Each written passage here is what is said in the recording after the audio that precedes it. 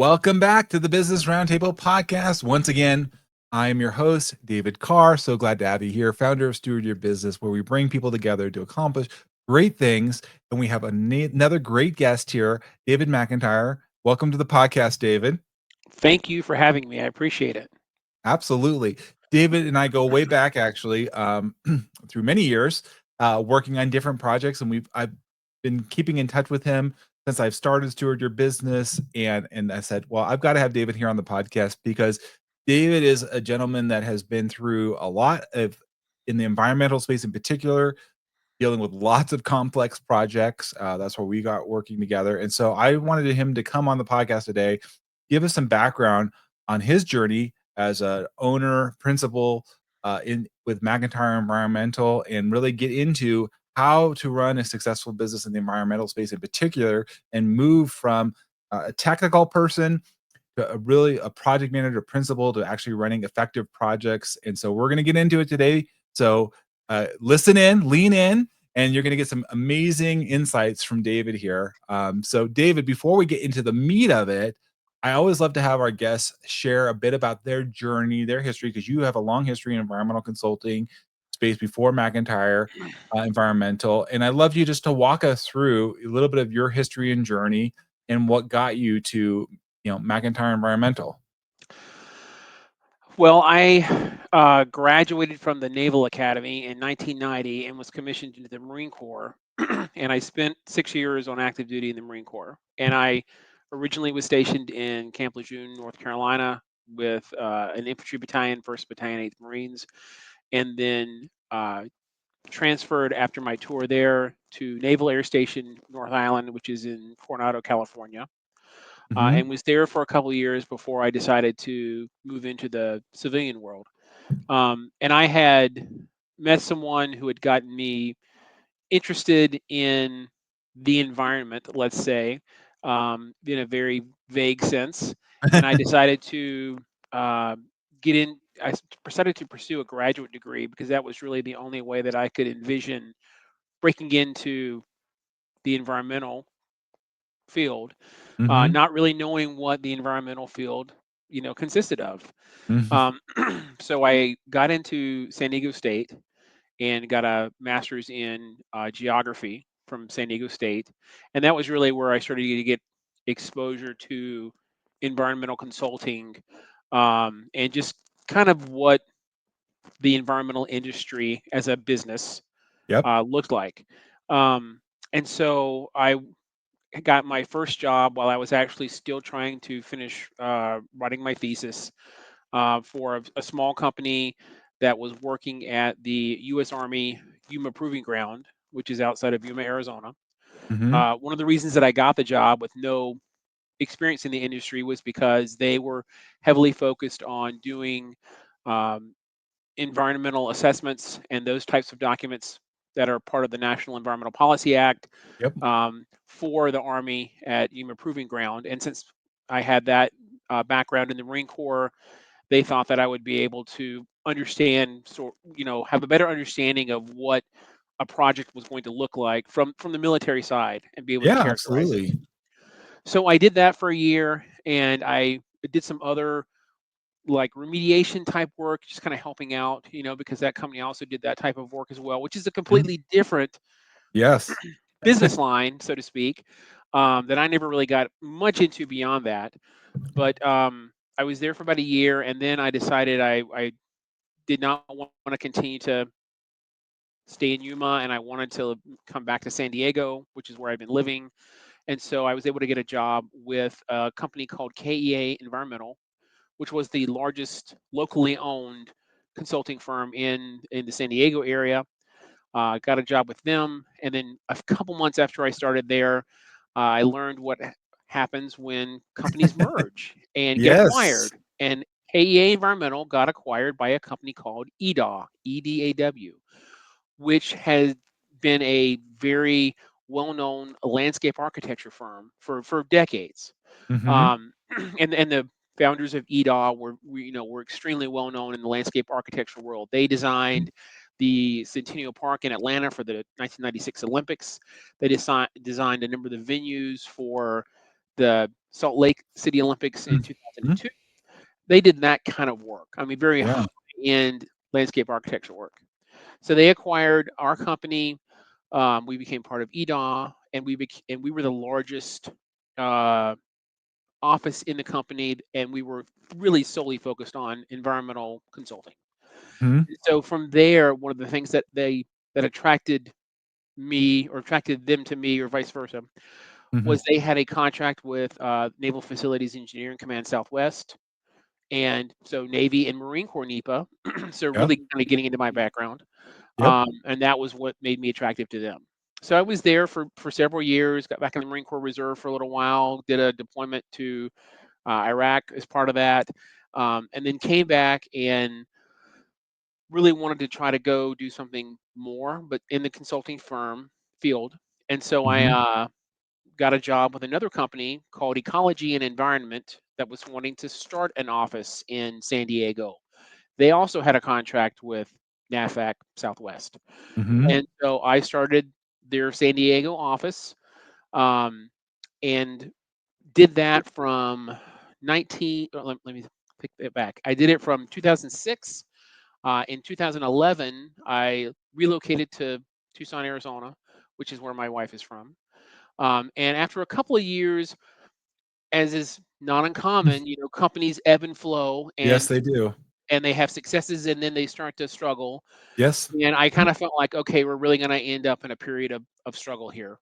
And Mhm. so I decided maybe it would be a good time to transition to something quite a bit different. And so I went Yep. to work for the Bureau of Land Management. And had a job there. I worked in the Tucson field office. Met some really great people who really taught me a lot about some of the inner workings about the Bureau of Land Management that Mhm. really you can't get unless you work there. You Right. can't do it on the outside without talking to someone. And there were some people there. I'll name one, Francisco Mendoza, who really was an expert in recreation and every aspect of the BLM's recreation program. And he Mhm. was able to explain to me a lot of this is why this is done this way, and this is why this is done that way. He was really an Mhm. expert. It was really great working with him. Um, but after a while, a couple of years, I knew that working for the federal government and all the bureaucracy was going to be something I probably cannot sustain for the long haul. Yep. I did not want to go back to a company, to a big firm, Mhm. or even a small company. I really wanted to do something on my own, and so I incorporated McIntyre Environmental while I was there, but I really didn't do anything with it for about a year. And then I was Mhm. able to get a couple of contracts, and I was able to convince my wife that I can make a go of this, Yes. and that so she said, "Okay, you can quit your job." And so I started doing McIntyre Environmental full time, and that was in August of 2016. That's And amazing. we have been progressing ever since. Yes. Absolutely. No, I love that. Number 1, thank you for your service. And I think I hope everybody is leaning in and listening because David just gave you, this background of experience. It varied. And I have similar experience in both the private sector and public sector. And I think that's really valuable, David. I think when you went from the private sector to the public sector, just like I did, I think that's a different perspective. And I'm not everybody gets that. So I agree with you. From the inside out, I would happen to be at the county of Riverside for a number of years. But same kind of thing. It's a different understanding, right? And now you know how to help, and you've done so much work with the federal government, among other things too. And that's a whole even like you said, Department of Defense and all of the other elements. So these are not simple, easy projects that you've stepped into. So you really found a niche, in with McIntyre Environmental. And why one of the things why I wanted to have you on the podcast, David, too, is because for those of you that have not connected with David, we're connected on LinkedIn, and David does regularly posts articles and information breaking this down because it's complex. How to navigate through these ever changing laws, regulations, you know, edicts, if you will, right? And so, um, so now that you've been doing McIntyre Environmental, David, share, if you will, like some of the things that you're seeing, the challenges out there that you've navigated in the environmental project management space, that you know that you've been able to successfully manage, but what are you seeing as issues, roadblocks to successfully managing, running these type of projects that you talked about? Well, I think first and foremost, I mean, like I said, I started this in full time in August of 2016. President Trump was elected in November of 2016, and that really changed the NEPA world, which is what most of us operate, or a lot of us either we operate in the NEPA world or Mhm. we are doing something that is going to support a NEPA type document. It's federal, right? It covers all Yeah. 50 states. You Yep. get some environmental laws here locally, state, or but everybody's got that umbrella, like you said, that Yeah. this federal So if law. you're doing work for a federal agency and you're in the environmental arena, unless you're doing something like RCRA or something with hazardous waste, you're Mhm, probably going to be running into NEPA. mhm, And NEPA did not change much in terms of the regulations from 1978 when the CEQ issued their first guidelines until President Trump came into office in 2016. And then they began to change significantly. Um, and there were other laws like the Clean Water Act that changed significantly during his administration. Then President Biden was elected. And so yep, some things reverted back to what they were. Some things did not. Frankly, some of the changes that were enacted under the Trump administration stayed. Um, Now we come to 2024. President Trump comes back into office, and there are even more changes. And so I think keeping abreast of all these changes is probably the biggest challenge that I see today, mhm, because even the agencies don't know exactly what is going to happen. And if you go to someone who works for the Forest Service and say, okay, what are we going to do now based on the executive order that was released 2 days ago? They're not completely sure. And because the mhm, government is very slow to change, the government doesn't, the government moves like a battleship changing course. They are not a yeah, speedboat. Um, so that I think is the biggest thing, because when clients come to you and they say, "What is this going to look like now in today's world?" You know, I'm not positive what mhm, an environmental assessment is going to look like. I don't know how big it's going to be. I don't know how much long it's going to take, and that's partly mm, because there are new programs that have come out that accelerate these things significantly. And so I think everyone in every agency, as well as consultants, are trying to figure out how is this going to actually manifest itself in the real world. yeah, well, so two sides there.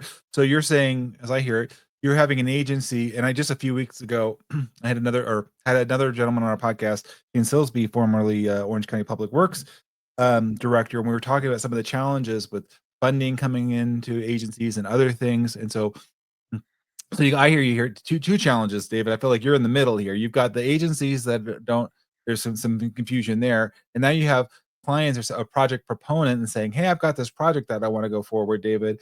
What's the roadmap?" And so it's not entirely clear, and that's where you come in as a guide, kind of almost like an interpreter, right, between the project proponent and the agencies that they can. It usually is probably more than one agency in your experience, right? You're not just dealing with BLM. It's maybe it's the USRA Corps of Engineers. It's other agencies too that are partaking, correct? It can be, yeah, it can be. Sometimes it's just one agency. I mean, obviously, if you're doing an EA, there's a very good chance you'll have to deal with the Fish and Wildlife Service. You may Yep. have to deal with the Corps. Mhm. You may be in a situation where you have two lead agencies that are, because the project is on BLM land and it's on Forest Service land, both. So Mhm. now you've got to deal with two masters, for lack of a better term. Yeah. And yes, I think a lot of the um, applicants out there, depending on the nature of what they're doing, they hear about these changes that are coming, from the current administration, and they think, oh, it's going to be a lot easier now. We can just adopt another agency's categorical exclusion. And I'm like, it's really not quite that way. You can't just go and say, we're going to use this one now. There is a process. The Mhm. process takes time, and that agency has to be the one that do it. You cannot just go and do it yourself. So Mhm. it's Mhm. educating them about that. Or they'll hear, we can do an EA in 14 days. And I'm like, no, there are certain types of projects that can do that, but they have to be at a certain point to be able to do that. And I haven't dealt with that personally yet myself. Yeah. But yeah, there's just, I think, a lot of misinformation out there amongst people who want to do projects of various types because they just don't really know, and it's not their Right. fault. They just don't really No. understand.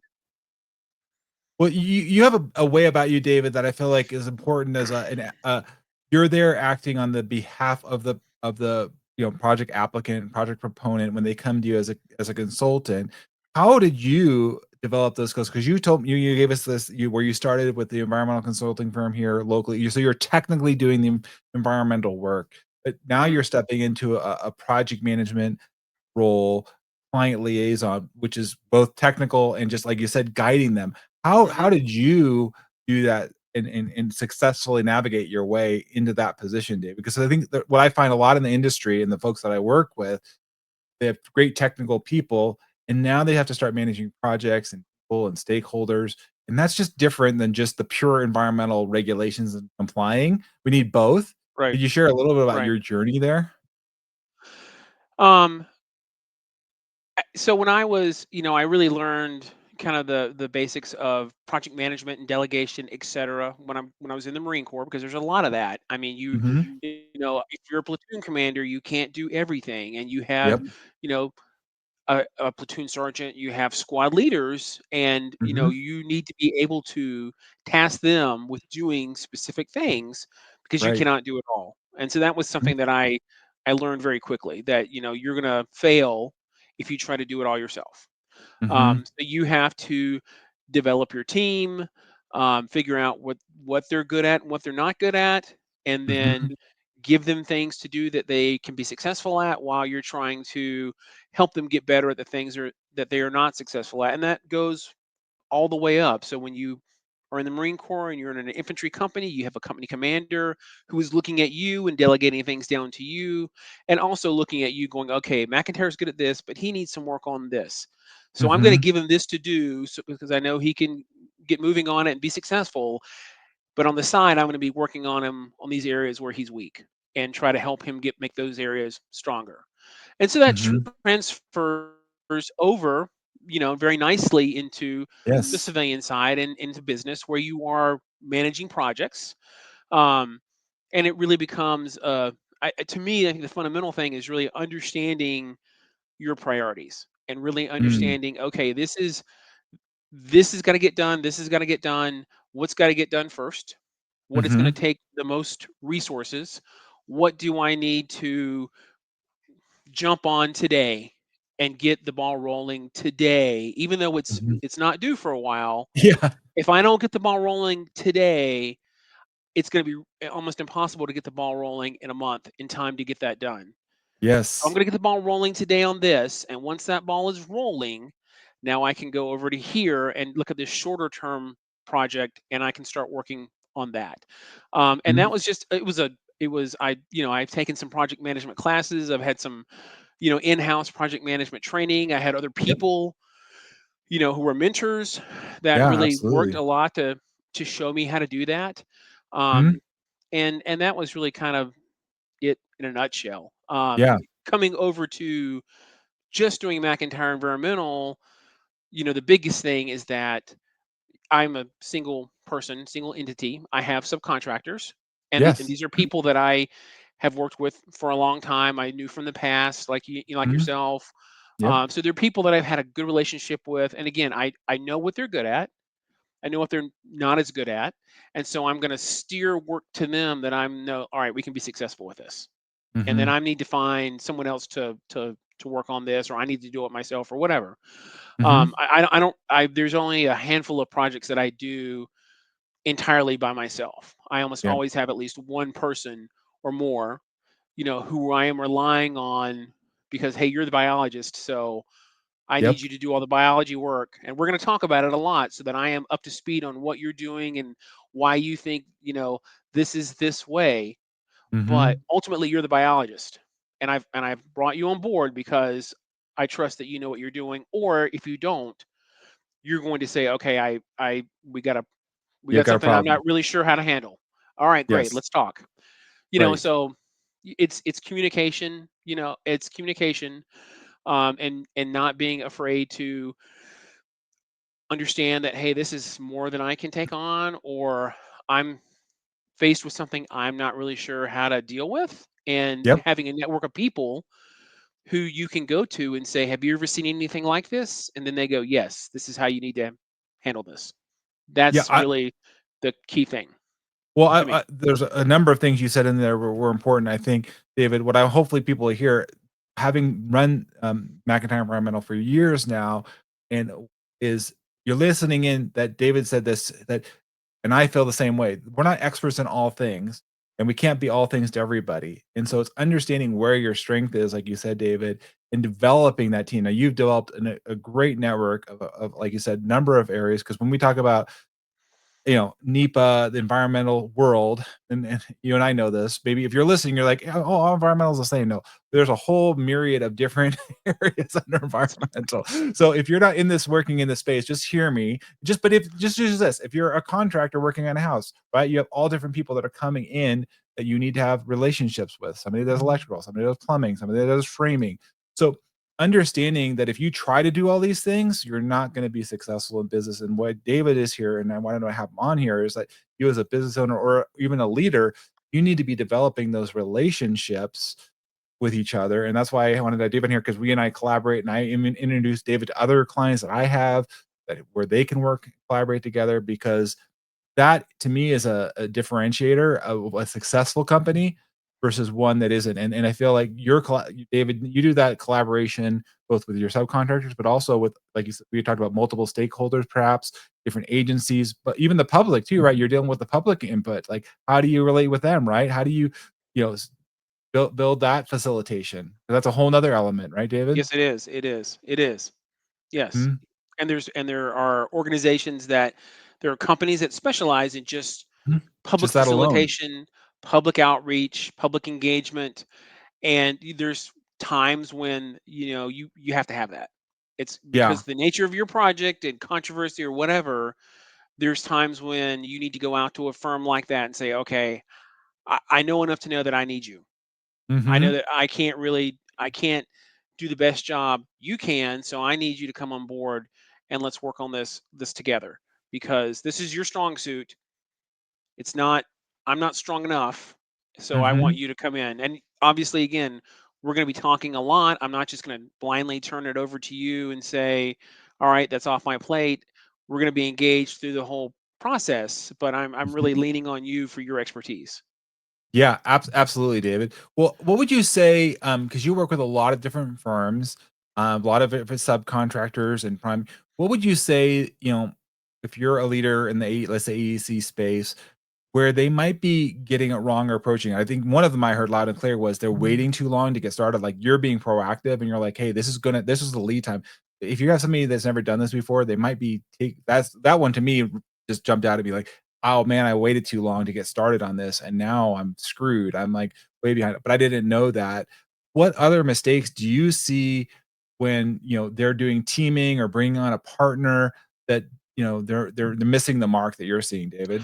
I think the biggest thing that I see is not communicating. Mm. So I think the having team members that are in the dark about what's going on, and Mhm, granted, their piece might be very discreet, mhm, but I think that the more they are engaged on the larger project and where we are in the larger project, mhm. I think that they can help you much more so than they could if you were just kind of keeping them under like a mushroom and keeping them in the dark and Yes. saying, I just need this. Then they're going to give you that. But maybe if they knew a little bit more, they have experience, they might be able to say, okay, you do need this, but you also need this Mhm. other thing that comes along with this, and you don't really realize that, but I do because I've been doing this for a long time. So I'm going to give this to you also because you didn't know you needed it, but you do, Right. and that can help you. That can save you, Abs from making a foolish mistake. So I think Yeah. communication really is fundamental, and just communicating, clear. I mean, I know this is not rocket science. No, but you're This is hitting all the nail on basic the head. stuff. People don't always do it, and that is just let's communicate about as much as we can without making it onerous. Yep. Um, this is what we're doing. This is, where we are, and this is what I need from you. Yeah, to your point, David, do you see this? I've seen this at least. I don't want to see what your trends are. Do you see where companies, especially when they're going from purely doing the technical work, and they have to coordinate with you? So there, as actual project management, there is coordination that's necessary. And what I hear you saying, I'm extrapolating this, but what I'm hearing you saying in the communication and not spending the time to inform them, to guide them, which takes time and energy to get them up to speed. Yeah. They're not planning or incorporating enough project management time and logistics. They're trying to cut and just, I don't know, trying to whittle through, and I understand we gotta be sensitive to costs and things like that, but we also have to plan appropriate resources to get the job done. Yes, I think a problem that I see often is that they put someone in charge of something who are technically knowledgeable, but they just don't have they can't they don't know what they don't know, for lack of a Mhm, better term. So they I like to think that I have a pretty good idea of what I don't know, and mhm. I realize that I'm going to need to go figure that out. Yep. There are often, unfortunately, people put into positions. This is other consultants, this is on the Mhm. government side or whatever. It's all of it, and they just don't know that there's this other stuff out here that they need to be aware of, and they need to get themselves up to speed on. And so that it just goes on. They're going on just fine, thinking they're fine, and not realizing that this is gonna, this freight train is coming at them, and they're not aware they need to be looking for the lights of the freight train so that they can get across the tracks in Yes. time, Yes. for lack of a Yeah. better analogy. Yeah. I mean, that's a great analogy, David, and that's why, like, getting somebody like in your team, even though, like you said, because I work with you in the case of let's just use the biology discussion and Yeah, BLM, which, like saying like, "Hey, I know the biology, but you know the BLM component of like what it takes and what's gonna be," they might be looking at and saying, informing them like, "Have you thought about this? Have you considered this? right. This survey might be required, or this permit may be required." Not that you're the, like you said, I'm not being the expert, meaning the biologist, but I can say, here's the things I've seen, here's the things you should be considering or thinking about when dealing with, let's say, this agency or landowner or stakeholder, right, David? Is to lean on that and ask you those So questions. so if an applicant comes to me in March and says, I want to build a solar farm in Riverside County, and I want to be through the environmental permitting process a year from now or in 14 months. The first thing I'm going to say is, are you ready to go? Do you have a biologist who's ready to go to the field next month? Because your window for doing these biological surveys is super narrow, and you Mhm, need to have someone. Otherwise, you're going to be waiting for a year, and we're not going to be mhm, able to finish this for a year, right, because that window has passed, and no one is going to take the results of whatever you find that when you go out in August. right, That's the kind of stuff that you need to be thinking about and identifying up front. Like, hey, if you're okay waiting for a year to do this, that's fine. But if you want to be done a year from now, and I have this conversation a lot with my biologist who works as a subcontractor to me, and she's like, okay, I need to get out there in the next month. In order to do yep, this, we need to get out there in the next month. Otherwise, this is going to, we have to go out a year from now. And so yeah, I'm communicating that to my clients and saying, okay, here's the timeline. If you want to really do this, then we have to be going this fast. Are you mhm. ready to go that fast? Um, yeah, I think that's yeah. Well, I would say, David, that, well, another observation as as you shared that insight is that if you have a project or an initiative, whatever that might be, environmental, otherwise, to your point, David, if you're doing it in a vacuum, if you're just doing it on your own and you're saying, I'm gonna figure this out, I'm gonna build it, I'm gonna get all this figured out. How many times, David, do you have somebody that's been doing a lot of work on the back end internally, and they come to you, David, and they say, okay, here's where I'm at. And you're like, I could have saved you a whole lot more time and energy, and you spent a lot of time and money. You would have just come to me a year ago and you've got your project, but they were trying to do it all by themselves, thinking they're saving money, right? Trying to do it internally, keeping it and waiting and delaying when they could actually have engaged somebody like yourself and actually saved money and gone faster. There's an old expression that all of us are smarter than some of us, and that's a true expression. So I think the more people that you can get involved that are of the right um, background, then yeah, you're going to save money in the long run, because you aren't going to be having to redo all the work, all the time and energy that you expended trying to save money is now being redone because you didn't do it right. Hmm. So it's very hard, it's very, you can do projects quickly, you can do them well, and you can do them cheaply, but you cannot do all three. You can only do two of the three. So if you want to do something well, and if you want to do it fast, it's not going to be cheap. If you want to do something well and cheap, it's going to take a long time. It's going to take a lot longer time. Hmm. So The it's three-legged just a, stool it's a analogy. three-legged stool, and they're not able. You can't sit all three legs on at the same time. Only Yeah, two. you have to consider that. And that's why I love having you on the podcast, David, because you may not be the cheapest, but you're definitely going to be done well and you're going to be able to move it along, and I think ultimately at the end of the day, our time is our most valuable. We can't make more time. Okay. Yes. So it's Yes. like, how do we do this? And so we're not going and redoing work, redoing it. I mean, I'm sure you've done this, David. I know I have gotten somebody else come to you. Well, I was working with this consultant and they didn't get it done right. Right. Right? Speak to Correct. that a little bit Correct. too. Yes. I mean, you will see that fairly often. Where Mm, someone has hired someone who is overpromised and underdelivered. And sometimes, to be fair, sometimes it's the expectation that the client has True. that they don't. I mean, they're whoever they hired was trying to meet their expectation, but it was just not realistic. And maybe whoever they hired did not want to say that to them. They Mhm. did not. They were afraid that that might turn the client off. But I think you need to be frank with people about what you can and what you cannot do, and let them know that this is just not, it's not possible. I'm sorry to tell you that, but it's not, or it's not, it's possible, but it's going to be very expensive. It's going to be a lot more expensive than what you have told me you have in your budget. So Mhm. what can we do about that? Maybe there's not much we can do about it, but probably there's something we can do about it to make things go better. Again, it's just communication. And you're No, right. that's My wife looks at me all the time and says, "I know you can paint that room, but it would just be so much less anguish and so much faster if we just hired someone who does this for a living." yep. Yep. And she's right. Absolutely.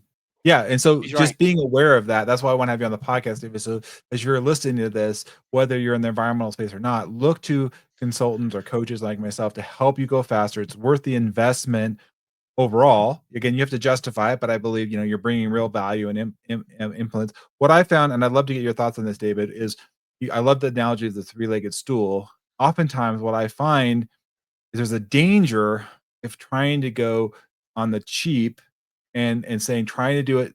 I know we have to be cost conscious, don't get me wrong there, but where if we go, people are driven to the low price, and I find that people are driven to the low price, and if you suck into that, it seems like it's never ending, like there's never enough. Like if you try to like satisfy them on price only, like that's the main driver. They're like wanting to extract more versus people that you have high value or they appreciate the time. They're not so much micromanaging and they trust your expertise you know, as that consultant. What's your experience there, David, working with clients? I try to frankly, I try to steer away from clients who are trying to do everything on the cheap. And Mhm, mhm, um, I was having a conversation earlier today with a lady who's transitioning, who wants to transition from working for the federal government to the private sector. And so I mhm. had a previous conversation because she had only worked in the government, and I was trying to explain to her concepts like, okay, in consulting, there's this thing called billability, Yep. and you are going to be expected to be charging X% of your time to a project that they can then charge the client for your time. Mhm. And some companies are more liberal with that, others are not.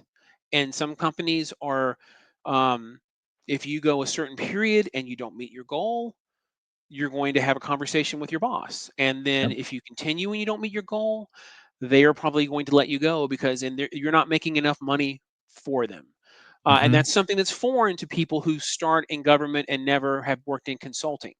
I Yes. mean, that's the facts. You Yep. obviously, you and I both have gone from the private side to the government side and knew that. And I've had, when I Mhm. worked for the government, people would come to me with proposals and say, "Why is this like this?" And I'm trying to explain to them, because you have set a threshold of how much you're willing to pay for this. They can only give you this many hours towards that task. Mhm. If that doesn't work for you, then you either need to go find some more money, or you can't do this project, or you need to accept the fact that this result might not be what you want it to be. Mhm. But that's how consultants work. They don't have, you're not giving them an endless pot of money. Yeah. So they Right? can't go forever on this. That you're only giving them $20 worth of this. So Yeah. Yeah. that's and that's I just try to I try to steer away from people who just are wanting to penny pinch all the way through, because in the end it's just going to be frustrating for all of us. It's going to be frustrating Yeah. for me, it's going to be frustrating for them, and I would rather you know work with clients who understand that, hey, this is, I want to do this and it's going to cost that, and I'm willing Mhm. to pay to get to the finish line. And I realize that what the price for that, he's not overcharging me, he's Mhm. not trying to bilk me, but he's all, but I'm going to get the result I want, and it's going to cost me this much money to do it. Your time, and I've said this to others. Said this to college students who go to work or try to get internships or whatever. Your time is valuable. You Absolutely. don't need to work for free for somebody, unless Mhm. that this internship gives you some kind of access or something. You should not be working for people for free. Your time Mhm. is valuable. It's worthwhile, and you don't need to be giving away your time unless you just decide to volunteer. I mean, we all Yeah, volunteer with volunteer is things one we're thing. willing to give our time to. That's Mhm. entirely different. But if and I've said this to my kids, I'm like, we need to make money. Your karate Mhm. teacher is running a business. Absolutely. He's getting paid for this, and that's Yep. fine. That is okay. And I am happy to pay him what he's asking for you to take karate lessons. But he's not doing it for free. Maybe when he retires, he'll do it for free, but he's going to feed himself. This is his Absolutely. business, and that's fine. That's Mhm. fair. So I Yes. try to stay away from people who just want everything for nothing. And Mhm. there are some Well, people out there are some applicants out there that are like that. yeah, I agree with you, David, 100%. I hope everybody hears this, because what happens if you get sucked into this, and I did this even as a business owner, even as a project manager, I've made the mistake of costing a proposal, underpricing it too low, hoping I'll get work, or and it doesn't work. I never seen it honestly successful, where you've if they just want to get the one example, they extract whatever they can from you. It's very transactional, and it's not building long-term relationships. What I've seen you do, you've built long-term relationships with agencies, clients. They come back to you time after time because they know you're looking after their best interests, and they're like, hey, we're both, at the end of the day, we both win, right? They win, you win. The business is This is making all a money, they're getting the relationship project. built. Consulting is relationship, is completely based on relationships. If Yes. you say to the Fish and Wildlife Service, I went out and surveyed this area and I didn't see any yellow-tailed skippers, Mhm. and they know you, they're going to go, okay, we're good. We don't need to. We're going to take you at face value because we know Mhm. your work and we trust you. Mhm. Yep. Other people, they might go, well, we might have to go out there and look at that ourselves because we think you missed something. Or they might come to you and say, are you sure? Because we thought they were here. And you would then say, well, I went and looked, and the habitat has changed from when you went out there 7 years ago. And that plan is no longer there. And now they're like, okay, that makes Mhm. sense. Yeah. Building that trust is so important, like you said, David. And I think once you build that trust over time, what I found with clients is it gives you some flexibility in a good way, meaning, hey, look, we both have challenges, and we try to make sure we address all the assumptions and understandings, right? But there's things that we can't account for at times. And so it's like when that comes up, and you're like, inevitably, and I've had to do change orders, I'm sure you have too. Hey, look, we didn't Mhm. envision this happening. I'm not trying to pull one over on you. We build a relationship of trust. This is what's required. Situation, conditions have changed than what we originally identified. And then it's not, oh, you're trying to get me. It's just, this is the reality that we're faced with, right? Exactly. I have a project where the biologist found Mesa verde cactus on the site, and she said, "We found Mesa verde cactuses. They're not going to be happy about this." And I'm like, "That's not our problem, though. Our job was to go out and find them or not, or determine they're not there. And now that Mhm. we found them, now we need to go engage the client and the Mhm. agency about what are we going to do to get their project developed, but mitigate for any potential impacts." Right. And because the biologist has a good relationship with the agency biologist, they're willing. And she says, "Hey, what if we did this?" They're much more willing to go. Yeah, I think that would be a good idea. And of course, the client Mhm. is not saying a whole lot. They're just kind of they're like, "Client, are you willing to do this?" And they're like, "Yeah, we'll do that. Sure." Uh-huh. Because to them, that's a small price to pay as opposed to having to reroute their project completely. Right. They're much more willing. They're like, "We need to do this during this time of the year. Yeah, we can do that." That's so much Mhm. easier than having to do something more severe. And Yeah. it all comes down to that relationship that Mm. people have with one another and the trust that's developed. Yes, absolutely. So it's marrying the technical skills which you need for whatever the role you have with, like you said earlier, I think loud and clear communication. Um, and I realize that that is a breakdown. It's one of the actually things I even do have a whole communication code assessment. I help people in this area because what I found, David, to your point, is if we don't understand this about, we can undermine our influence, and that's where we Yeah. don't want to be undermining our influence and our impact. We're actually having the opposite effect, right? So you may be right, but the way you're presenting or communicating it is actually doing more damage, right? Yes. Yes. Definitely. Yes. Definitely. Absolutely. So so having You somebody like you, David, to help guide them in the messaging and how to yeah. communicate this and go about it, right? Exactly. And that's when you talk about public outreach and public Mhm, engagement.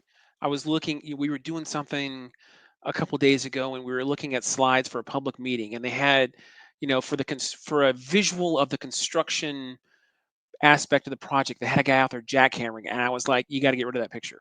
A, there's not going to be any jackhammering. We both know that. Or there's going to be jackhammering for 4 hours and then there's not going to be any more jackhammering at all.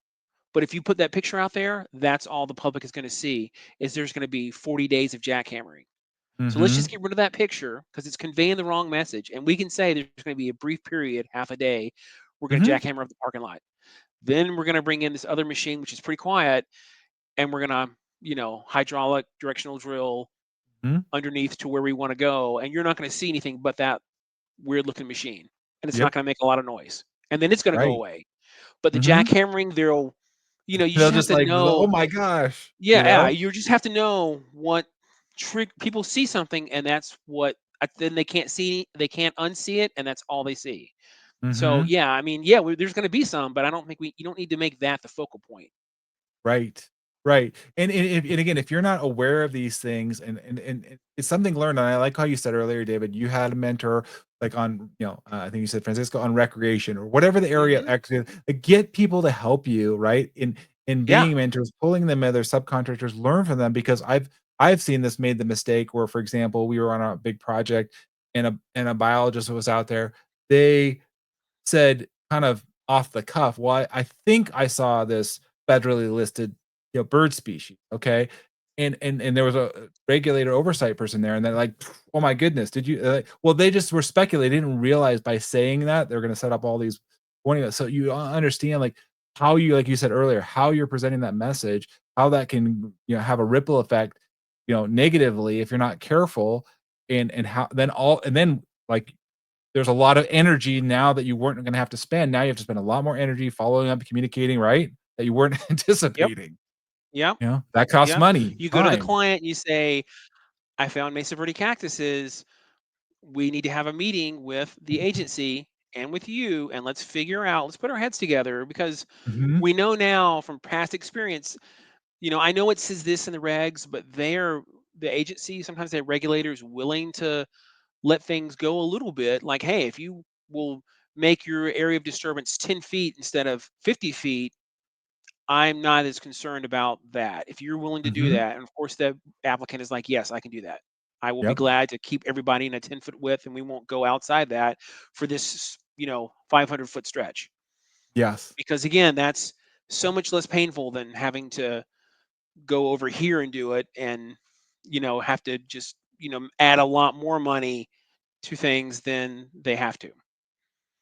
I know we're getting into the podcast. I definitely could go longer, David, and we're gonna have to have you come back because I think we could talk many more stories, But I'm Yes, we hoping could. here We people could. We hear could. this because David is why I have David in here is he's not only a principal, specialist in under NEPA and environmental, but he is an expert project manager guiding um, teams in complex projects. And what I heard you say, David, it's not about being reactive, like you just mentioned, it's about being proactive, making confident decisions, and supported by leaders. You're getting people that are like on board, like, hey, we're going to work together.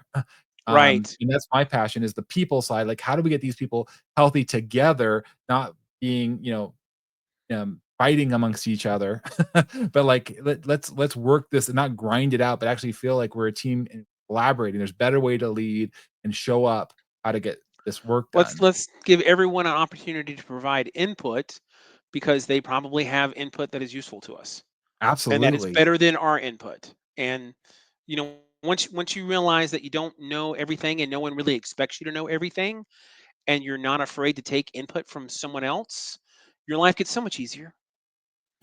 When I had a person, we were working on a project and we were kind of struggling, and they said, let's go back to the other project that we were working on, because we know it was working over there. Let's figure out what we're doing right or wrong. And we went back and looked at the other project, and it became glaringly obvious. Okay, this was our mistake over here. Let's go back now that we've seen. Okay, yes, this is how it works. Let's go back now and we can finish it. Now that we Mhm. had we, instead of just banging away Yep. and just beating our head in, let's just go back and look at where it worked before and figure out again what we did that was so good over here, and how we can transfer it to this one. And that's what we did, and it made our lives so much easier. It just made things just go so much smoother, Yeah. just because we figured that out. Yeah, and you owned it. I hear you said hey, we figured out there was a problem. We're not Yep.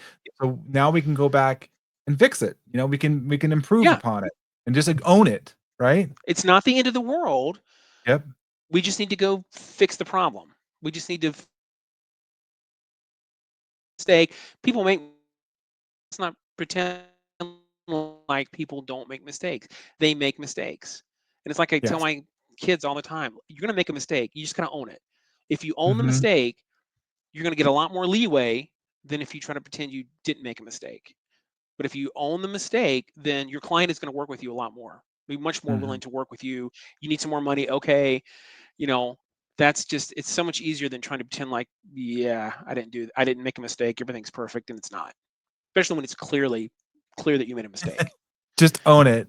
Yeah, Um own it. So, David, as we're wrapping up the podcast, we're gonna make sure everybody follow McIntyre Environmental. Look it up on environmental.com. You can check them out. We're gonna make sure we put the links here. Connect with David on LinkedIn. Just like there's not many David McIntyres out there. McIntyre Environmental is the only one I know of. So Yep. go find connect with us. We're on LinkedIn. And David, again, follow David, connect with him because he puts out some great content. You're hearing not just from the environmental side, but just you can see how he's showing up as a project manager, as a business owner, as a principal, because he's wearing different hats, which I so appreciate. And David, you do it very well. And I just want to say thanks for coming on. Any last thoughts you want to share with our listeners as we wrap up the podcast? I think the biggest thing is educate yourself on whatever you're doing. Educate yourself to the maximum extent that you can, and Mhm. realize you probably don't know. You almost certainly don't know it all, and it never hurts to ask someone else for what they think, what their perspective is, because Mhm. they very likely have an angle on something that you did not consider, and it's better. And Yes, yes, you should go with their idea because it's probably better than yours, and that's okay. absolutely. Absolutely. Thank you, David, for being here. I want to thank everybody for, of course, following.